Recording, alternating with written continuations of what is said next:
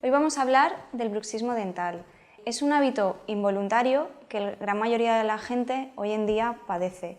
El 80% de la población padece esta patología debido al nivel de estrés y de ansiedad en el que vivimos. Muchos pacientes acuden a la clínica con diferentes síntomas y no saben muy bien lo que les está pasando. Algunos vienen con dolor de mandíbula, con pitido en los oídos, con mucho dolor al abrir la boca, con dolores cervicales, mareos, y no saben realmente lo que les está pasando. Entonces, todo esto proviene de esta parafunción. Nosotros en la clínica somos capaces de diagnosticar el problema y de poner solución a todo esto. Hay signos clínicos que manifiestan esta patología, ya que debido a la tensión excesiva, los dientes poquito a poco se van desgastándose las cúspides posteriores, los dientes anteriores, y cada vez tenemos dientes más cortitos. Es un signo clínico de que tiene bruxismo. Además, es muy típico también que debido a la tensión que ejercen los maxilares se produzcan recesiones, es decir, que la encía se suba un poquito hacia arriba debido a la fuerza excesiva que hay entre una parte y la otra.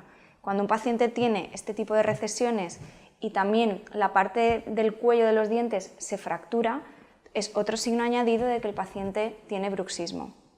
Si además le sumamos un problema muscular, dolor a la percusión, clics articulares, dolores cervicales, nosotros podemos hacer claramente un diagnóstico de la patología del paciente. Aquí en la clínica podemos poner remedios y solucionar este problema que es tan común de una manera muy fácil. Combinamos un tratamiento en el que tenemos dos partes, una en clínica y una asociada con un fisioterapeuta específico que trata la articulación temporomandibular, que es la articulación que tenemos aquí en el cráneo, y de esa manera conseguimos que los dolores desaparezcan. En clínica nosotros hacemos un aparatito muy rígido que se coloca en el maxilar superior y que lo que hace es permitir que la mandíbula esté en posición de reposo y que los dientes no se desgasten.